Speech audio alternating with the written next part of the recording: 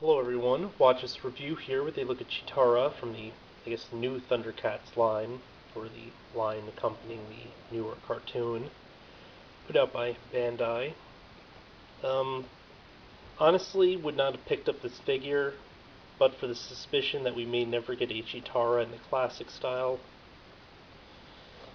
And hey, whatever. Unfortunately, the figure is something of a mess. The only upside is that it doesn't have the exposed screws like the previous versions, but instead you get all these really nasty looking exposed joints. All of them are unpainted, including shoulder joints. The most aggravating part about this is when you look at this and then you look at the back of the package, the promo image, they actually painted them in, it looks like, but actually the promo image doesn't even have the exposed joints in the shoulders. And plus, like, it's the same color for the other joints. So, I'm not sure if this is eventually we're going to get one that doesn't suck, or if this is the only version that's going to be available.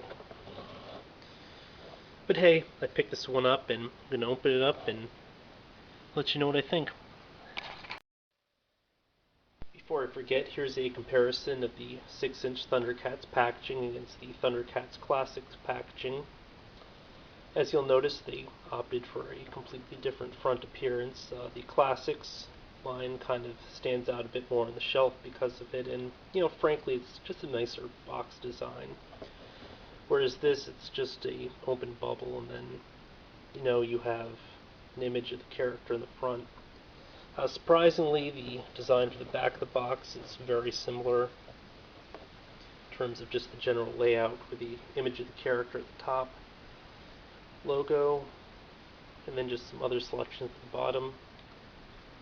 So at least in that regard, they are somewhat similar. And here we have Cheetara out of box, and I can't help but think how nice this figure would have been if not for all the myriad of little issues. Just, it's really quite mind-boggling. First off, we do have the exposed shoulder joints, which is completely unacceptable on a 6-inch figure of this price point. Doubly so because, just like all the other joints, they're this black color, which doesn't match the actual figure's skin tone or costume in most places. The one exception is at the hip, where, it works because it kind of blends in. And at the ankles, you can kind of get away with it, but for the most part, it just sticks out. And to make matters worse, in the promo images, again, you didn't have this. So I'm really not sure what's going on with that. It's probably some last-minute cost-saving measure or something.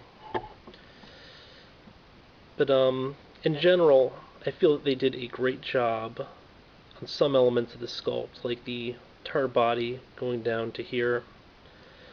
Good sculpting work. The limbs, kind of weak for the arms. I do like the head. I haven't actually watched the cartoon as of this point, but, this is an okay looking face sculpt, and, the hair's decent, although it greatly restricts the motion, which I don't like as much. Wish they would have done something so she would have gotten some upward head motion, or even downward head motion, which she gets neither. Beyond that, she really could have benefited from having a joint down here with a wide range of motion, similar to what you see on Mumra here.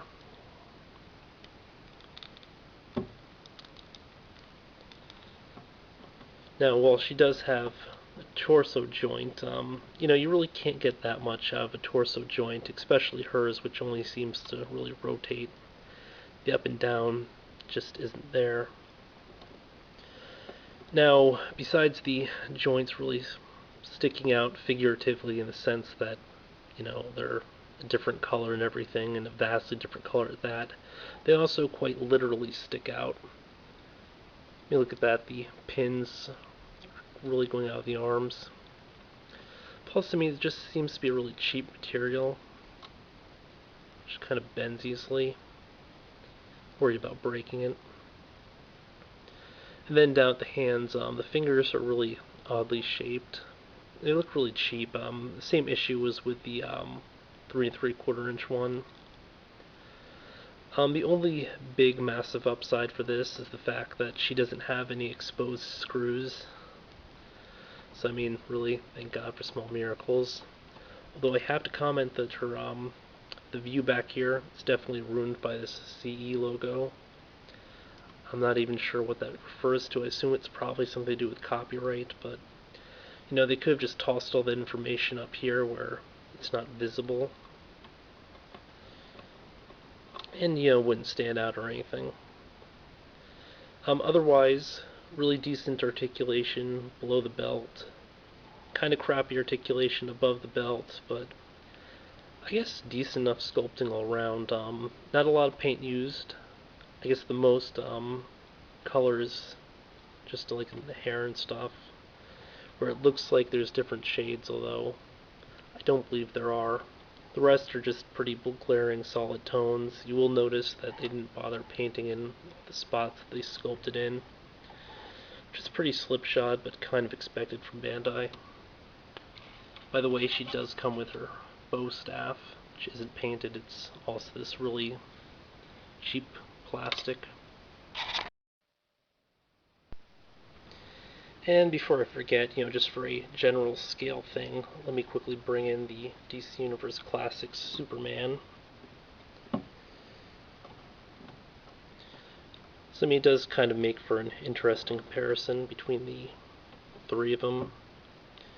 I'm not sure if it's just because she's intended as a smaller character, or whether they actually run the newer characters, or the characters from the newer cartoon a bit smaller than the rest. Mummer, of course, is a little bit oversized. He's supposed to be a bigger character, so that's sort of to scale. Quick run through of articulation. I hear at the wrists we have, I assume it's probably on a physical ball, because we do get the forward back motion, side to side, in addition to a rotation. Oh, it's a little ball peg. And it pops right back in. I did pop it deliberately, it wasn't a error. Then we have the single joint here at the elbow. I really wish the character would have a cut at either the bicep or I guess the forearm, just because her arms can't come right in front of her, which really bugs me. I mean, I figure it should be sort of standard at this point for 6-inch figures to have something that either a cut at the bicep or forearm or whatever, just to get the additional movement, or even like a sort of ball and socket at the elbow. Head, very limited movement due to the hair. It only rotates anyway. The upper torso rotates. Not a lot of up and down, if any at all. It's hard to tell if she's actually getting the up or down.